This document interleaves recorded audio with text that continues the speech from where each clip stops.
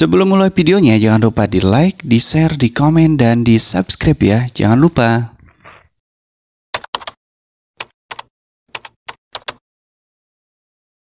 Jadi begini, awalnya memang Citikur itu berawal, dusunnya itu ada di daerah Tarikolot, yaitu jalan yang ke Lebak Herang. Itu menurut cerita orang tua dulu ya. Karena berhubung di sana ada semacam mistik, bahwa informasi dari masyarakat dulu di kampung sana itu terjadi banyak musibah, sakit, penyakit dan lain sebagainya. Akhirnya di dusun Tarikolot itu pindah ke daerah sini yang dikatakan Citikur sekarang. Nah itu kata orang tua dulu. Nah itu terus akhirnya pada saat itu di sini Citikur itu sebagai induk, Pak, induk dari semua dusun, karena di sini desa tua. Nah menginduk ke sini semua. Saya dapat informasi bahkan Lebak Herang pun, Sumberjaya dan lain sebagainya itu desanya di Citikur. Nah itu entah tahun berapa, yang jelas pemerintahan desa itu ada di Citikur. Nah, pada zaman Pak Subroto kalau tidak salah itu kepala desanya, Citikur itu beralih desanya itu ke Sumberjaya. Akhirnya Citikur menjadi satu dusun. Nah dari sana ke sini 42 tahun tenggelam. Dari Citikur desa lalu dipindahkan itu 42 tahun kurang lebih. Posisi Citikur jadi dusun.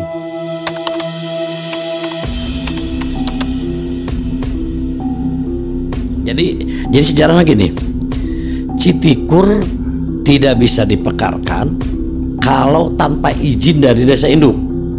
Nah kebetulan pada saat itu saya minta izin dulu ke induk. Alhamdulillah dengan Bapak Tarda itu diizinkan. Akhirnya kata Pak Kuwu, silahkan kalau memang Anda mampu dan bisa memprosesnya.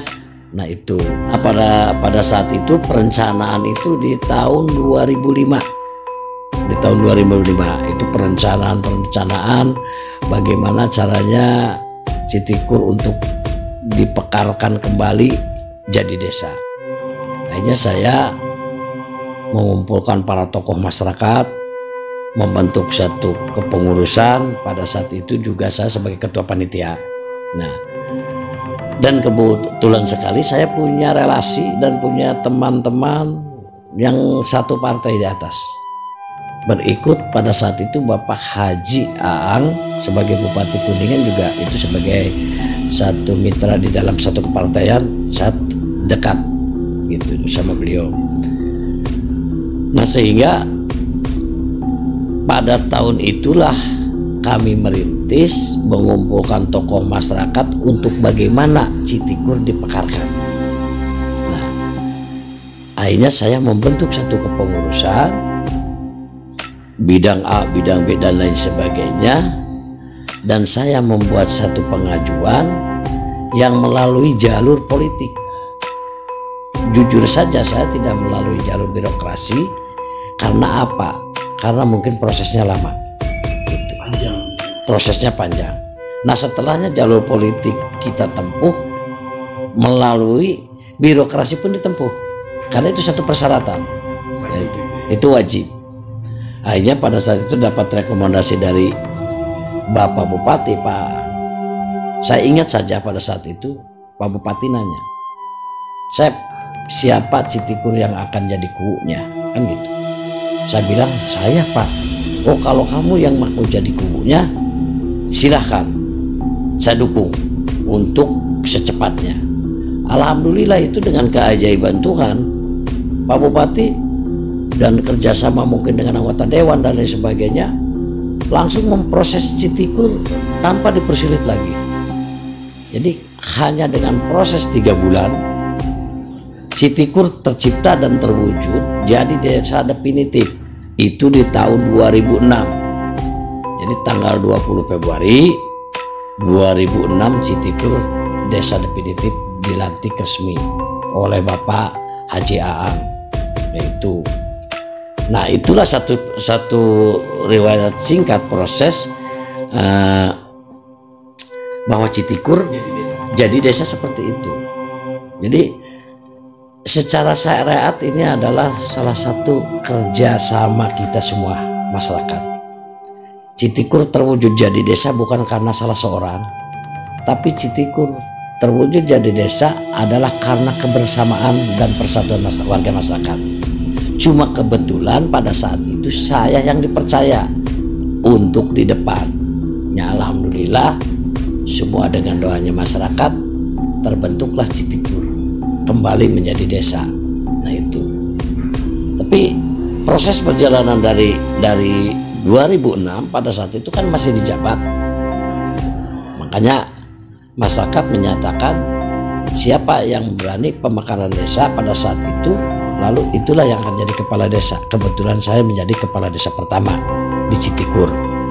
Periodenya dari 2006 sampai 2013. Nah, ini usia Citikur sampai saat ini baru 2 periode.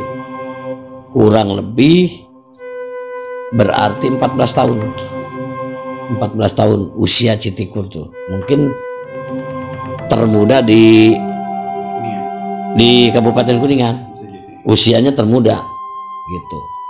Makanya mungkin kepada seluruh lapisan warga masyarakat dan sebagainya, kita bisa gambarkan dengan usia muda ini segala sesuatunya masih banyak kekurangan di desa Citikur. Karena mantan kepala desa pun baru dua.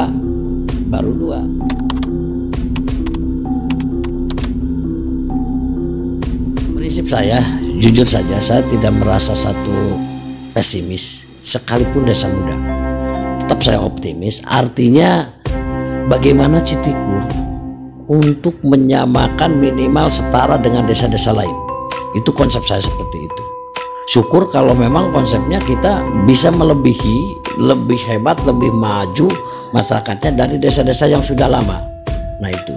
Karena saya sekarang mengejar target itu akhirnya untuk bagaimana caranya jangan sampai Citikur sekalipun desa yang baru terdengar adalah desa tertinggal.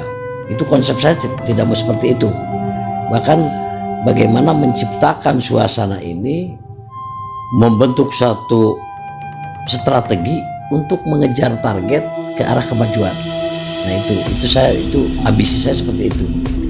Makanya insya Allah ke depan, karena di Citikur itu potensi kekayaan alam itu tidak ada sama sekali. Dari kita pandang dari sisi wisata itu tidak ada. Pertanian kurang, pengairan dan irigasinya. Terus apalagi perdagangan, home industri dan lain sebagainya tidak ada. Makanya saya dari mana untuk menciptakan PAD di desa Citikur kalau kita tidak benar-benar berpikir jernih untuk meningkatkan sejahtera masyarakat. Yang pertama, Citikur mungkin hanya punya keramat-keramat saja. Ya, itu punya sejarah-sejarah seperti makam panjang, terus adanya apa tuh yang di Gowang itu, terus ada sejarah semacam lapangan Ibrahim Haji. Nah makanya saya menciptakan ide untuk menghasilkan satu PAD itu. Saya membuat satu gedung balai desa yang megah, yang hebat. Tujuan saya apa? Itu bisa dijadikan satu PAD, bisa dijadikan untuk tempat persepsi pesta pernikahan warga. Nah itu tujuan saya untuk mewujudkan PAD desa. Kenapa saya berpikir ke sana? Karena dari sumber yang lain tidak ada. Nah itu coba bisa ada pemasukan. Itu bisa ada pemasukan. Jadi gini, di Citikur saya sudah lihat karakter masyarakatnya itu royal. Ke belakang kalau sewa hiburan itu sehari semalam itu 20 juta dia tebus. Hanya hiasan saja. Nah saya terinspirasi ke arah sana. Bagaimana kalau saya menciptakan satu bentuk wadah memfasilitasi orang-orang seperti ini. Sekarang 20 juta satu kali pentas. Coba kalau nanti 20 juta itu di desa di balai pertemuan Citikur dengan gedung yang hebat, fasilitasnya udah megah, ini masuk PAD. Saya hitungan ke sana. Orang nikah saya perhatikan dalam 1 tahun itu 5 sampai 10 orang itu ada. Nah itu kita hitung kecil 5 kali 20 udah 100 juta penghasilan dari satu jenis. Nah itu makanya saya greget kepada seluruh lapisan. Kenapa Pak Kubu itu ingin membuat satu balai pertemuan di situ? Salah satunya adalah membentuk satu sumber pendapatan desa yang selama ini Citikur itu sangat minim. Mungkin bisa dikaji dan diperhatikan oleh orang banyak. Silahkan apa potensi di Citikur dengan desa yang seluas 180 hektar ini, itu kan bisa masuk ya, bisa masuk. Itu salah satu jenis saya membuat satu bentuk terobosan baru seperti itu. Selain itu ada rencana lain lagi? Rencana lain kan kita pengembangan di BUMDes untuk pendapatan asli desanya. Jadi saya punya rencana bahwa hampir sekian persen bahwa Citikur itu kan orangnya bertani di sini. Jadi saya punya program bagaimana kalau masyarakat Citikur semuanya kita dipasok dengan pertaniannya adalah pupuknya dari desa. Nah itu saya punya program ke sana. Jadi kesulitan masyarakat kita tangani, tapi di belakang itu kita saling menguntungkan. Nah karena biasanya begini ya, jadi biasanya gini kan, masyarakat pada saat mengolah tanah, pada saat mencangkul, menggarap, kebingungan untuk mencari pupuk. Tapi kalau siapkan kita di desa sebagai di BUMDes, udah pokoknya seluruh masyarakat jangan bingung tentang adanya pupuk, tinggal ngambil aja ke desa. Cara pembayarannya nanti jangan bingung-bingung di kala panen. Nah itu, jadi di kala panen bapak-bapak tinggal setor ke desa, itu tercatat di desa ada sebagai BUMDes. Di situ kan saling menguntungkan. Itu satu program dalam bentuk usahanya. Tadi dalam penggadean PAD-nya. Nah mungkin program-program yang lainnya sebenarnya banyak. Lalu saya tetap ambisi saya tidak mau bahwa Citikur adalah desa tertinggal. Saya ingin mempunyai satu kebanggaan, ingin mempunyai satu gebrakan pertama, dan saya menggugah kepada seluruh lapisan, terutama Karang Taruna. Mari semua kita bangkit, jangan saling menyalahkan, jangan saling melecehkan. Kalau kita cinta terhadap Lemacai, bangkitkan semua, bangun Citikur. Itu harapan saya seperti itu.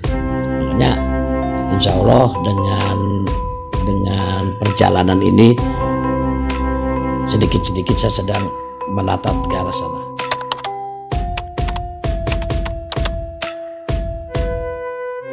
Itu saya berpesan kepada seluruh warga masyarakat semuanya. Mari kita bangkit, kita bangun Citikur untuk maju ke depan. Saat ini sudah tidak waktunya untuk saling menyalahkan, karena tidak ada arti sebenarnya untuk saling menyalahkan. Yang terpenting kita punya rasa tanggung jawab sebagai putra daerah untuk Citikur maju seperti apa itu. Ya itu aja ucapan dari saya. Saya tidak menyalahkan ABCD. Hal di dalam konteks beda politik itu sudah wajar, tapi judulnya tetap mari kita bersatu untuk Citikur maju. Itu saja, terima kasih. Dan saya ucapkan Assalamualaikum warahmatullahi wabarakatuh.